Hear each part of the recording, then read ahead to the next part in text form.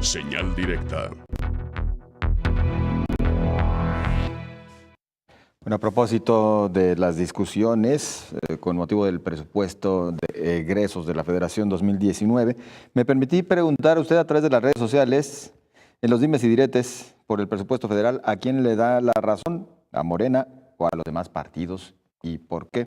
A la espera, por supuesto, de sus comentarios, tanto en la cuenta de Canal 44 TV como en la propia de su servidor, @JoséAngelGTZ.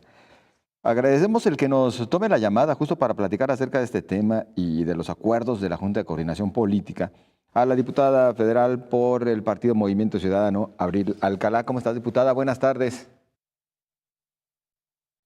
¿Diputada? Sí, buenas tardes. ¿Cómo estás, José Ángel? Qué gusto saludarte. Igualmente. A ver, pues, ¿cómo van los estiras y aflojas con miras a este presupuesto federal y cuál es la postura que mantienen ustedes, diputada, como fracción de Movimiento Ciudadano y en suma, de alguna manera, también con otros grupos políticos? Pues mira, primero muchas gracias por el espacio porque es bien importante, sobre todo la ciudadanía, que a veces no ve tanto la actividad de los diputados federales, para que pareciera que entramos al Congreso y es un hoyo negro en donde desaparecemos. Es bien importante que sepan el tipo de causas por las que estamos peleando.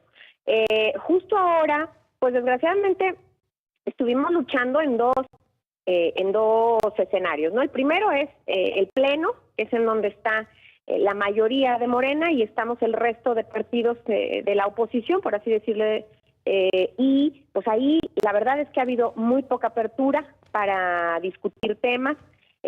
Hasta ahora lo que hemos discutido es la ley de ingresos, que quiere decir, pues, finalmente los impuestos, los recursos que va a estar recibiendo el gobierno para después discutir la ley de egresos, que ahí es en donde lo va a invertir.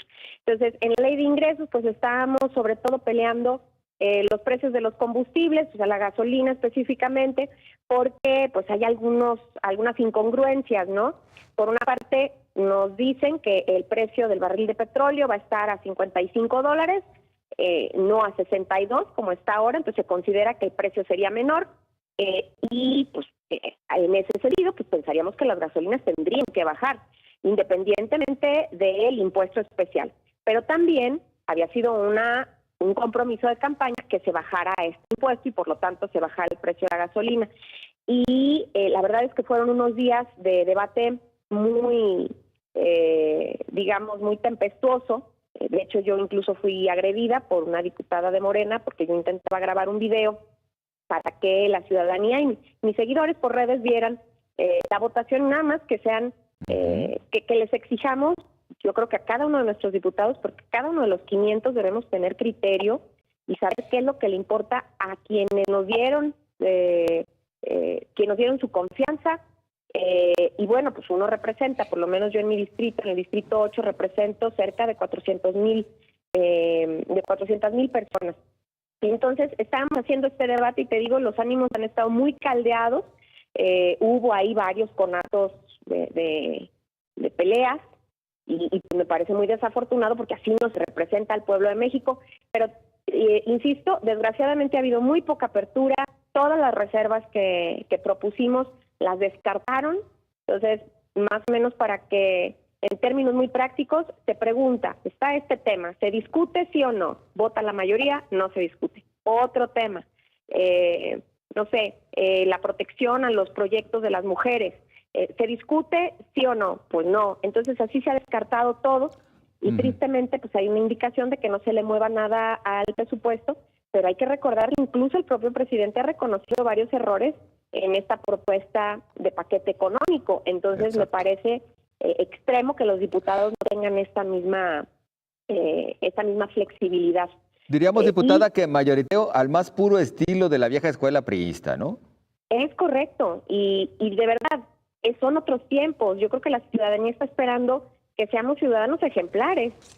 Por algo tenemos que estar ahí para poderlos representar, no para portarnos como, no sé, como salvajes, cuando hay que estar muy concentrados y tomar decisiones con muchísimo criterio. Y de verdad, pareciera que no escuchan, simplemente voltean a ver, es muy curioso porque se voltean a ver entre ellos, nada más ven cómo estamos votando nosotros, y ya saben ellos que tienen que votar en contra, entonces ni siquiera saben el argumento por el que están peleando, y eso es, a mí me parece muy desafortunado y de cara a la ciudadanía me parece vergonzoso. Pero estamos peleando también en las comisiones, o sea, un escenario es el de el pleno, en donde el mayoriteo está exactamente como en el siglo pasado, en los peores momentos que se le criticaron al PRI. Y en las comisiones pues nos toca hablar de temas más concretos. En mi caso, yo estoy en la Comisión de Cultura, en la de Educación y también participo en la de Ciencia y Tecnología. Y pues ahí tenemos que pelear por temas tan indispensables como los proyectos de escuelas de tiempo completo, por ejemplo, que le han ayudado tanto a muchísimas madres trabajadoras, o la autonomía universitaria y los presupuestos para las universidades públicas, los programas de inglés, los programas en cultura, para la protección de lenguas indígenas. Muchas de estas cosas lastimaron en el presupuesto y afortunadamente, a diferencia del Pleno, en las comisiones hemos encontrado un poco más de prudencia de parte de los diputados. Si bien hay muchos que, pues yo creo que su principal virtud en estas épocas es una obediencia ciega, hay unos que sí pelean por la causa, o sea, quienes están en cultura que están convencidos de que la cultura es una herramienta para transformar, quienes están en educación, que conocen la situación de las escuelas, que entienden que es lastimoso la propuesta de presupuesto tan precaria. Y bueno, en ese sentido creo que hemos avanzado un poco más.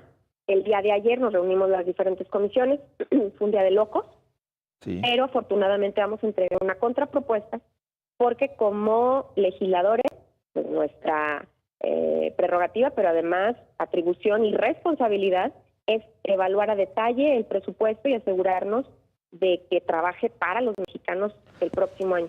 Entonces vamos a entregar los ajustes tanto en educación como en cultura para que ojalá si se reconsidere, como el otro día le decía yo al secretario de Hacienda, que ojalá reconsideren porque hay muchos ámbitos en los que se pueden estar equivocando casi irreversiblemente. ¿Hay al menos la promesa de sí aceptar estos ajustes que estarán ustedes planteando en comisiones? Cosa curiosa, el día de ayer compareció ante nosotros la secretaria Alejandra Frausto, la secretaria de Cultura. Ella no directamente se compromete, al contrario, ella está defendiendo un presupuesto de la Secretaría de Cultura donde no incluye, por ejemplo, todos los proyectos de municipios, de estados y de asociaciones civiles, que eso está provocando un revuelo y una decepción tremenda en la comunidad artística y cultural de México, incluso no de pueblos indígenas, de diferentes expresiones artísticas. ¿Y qué argumento dio para que no exista este tipo de apoyo en lo sucesivo? Pues nos dijo que esa bolsa nunca había formado parte de la Secretaría, lo cual no es correcto, porque hasta el último año esta bolsa ascendía a 1.200 millones de pesos, que era para las entidades federativas y asociaciones civiles. Y nos parece importantísimo porque son los que están más cerca de la realidad, son los que han luchado por esas causas, los presidentes municipales son los que están más cerca de lo que la gente necesita. Entonces, quitarles esta bolsa y asumir por otra parte, porque de esos 1.200 millones descubrimos que la Secretaría ahora tiene 655 millones de pesos en una supuesta dirección de vinculación cultural que no tiene ni reglas de operación ni como criterios claros. O sea, parece, eso ayer le cuestionamos de hecho a la secretaria. Entonces, pareciera que ellos están centralizando todo el recurso y las decisiones, y eso pues es muy peligroso. Ella lo que dice, esto nunca ha tenido nada que ver con nosotros, y el presupuesto que planteamos ahora solamente es de la Secretaría de Cultura, y nada tiene que ver ni con el Congreso de la Unión, ni con las entidades federativas. Afortunadamente, yo creo que ahí su información es incorrecta. Afortunadamente, el propio presidente reconoció que había errores luego de que se manifestara tanto Diego Luna, Real García, Jiménez Cacho y otras personalidades, reconoció que lo reevaluaría. Entonces nosotros por lo pronto vamos a presentar ese ajuste, y por parte del presidente sí ha habido por lo menos la promesa pública. Diputada, que esperamos mantenga. Sí, en cuanto a los errorcitos, a estos errores que se han cometido en torno a las universidades, primero tratar de retirarles la autonomía y luego reducirles el presupuesto. Aquí ya se llegó a algún acuerdo en cuanto a las enmiendas correspondientes, es decir, o ya se tiene en el papel la garantía de que se van a revertir estos errores. Me parece muy triste decirte esto, pero la realidad es que no.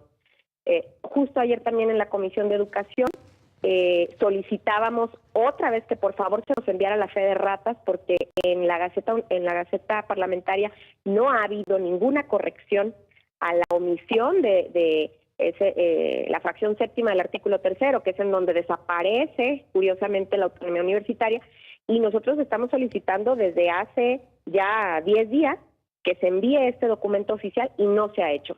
Ayer se comprometió conmigo la presidente de la comisión que la primera o segunda semana de enero se nos estaría haciendo llegar el documento, y además también yo le pedí la semana pasada al secretario de Educación que compareciera ante nosotros para que explicara varias de nuestras dudas. Ya les contaré yo cuándo se dé esta reunión, pero ahorita oficialmente no ha habido ningún cambio. Y para serte sincera, hablo a título personal, pero yo creo que también coincidirán conmigo muchísimos diputados, es que estos errores han sido demasiado convenientes para ser errores. Por una parte coincidimos, la autonomía universitaria es indispensable, y eso desde el siglo XI, cuando surgen las principales universidades en París, pero en eso coincidimos todo, pero estos pequeños errorcillos luego hacen que cuando el presidente dice, no se preocupen, a las universidades, claro que les vamos a dejar por lo menos la inflación, que todo el mundo pareciera que damos un respiro de tranquilidad, pero es absurdo. O sea, yo lo siento mucho, pero nos están regateando a la baja. Las universidades públicas, si nada más mantienen la inflación, quiere decir que solamente pueden mantener los sueldos, no pueden ampliar su cobertura, no pueden ampliar la matrícula, y es a lo que se comprometió el presidente. Entonces, nos están regateando a la baja, y yo creo que no se debe de permitir. Aquí debe de haber una solicitud, y por lo menos por parte de nosotros en la comisión habrá esta exigencia de que en lugar de que se aumente nada más este 4.5%, que nos subamos por lo menos un 6.5%. Diputada, pues el tiempo es el que luego no nos alcanza, quedan algunos pendientes, pero seguiremos seguramente en contacto para platicar acerca de lo que ocurre allá en la Cámara de Diputados. Por nuestra parte, agradecidos. Muchísimas gracias a ustedes y un saludo a todos. A todos quienes nos escuchan, nos hacen el favor de abrirnos sus casas, porque, bueno, acá estamos trabajando por el bienestar de México, y de verdad estamos a la orden también en redes sociales, y con mucho gusto volvemos a platicar con lo que suceda los próximos días. Bien, diputada, muy amable. Igualmente, hasta luego. Hasta luego. Es la diputada Abril Al de Movimiento Ciudadano, quien nos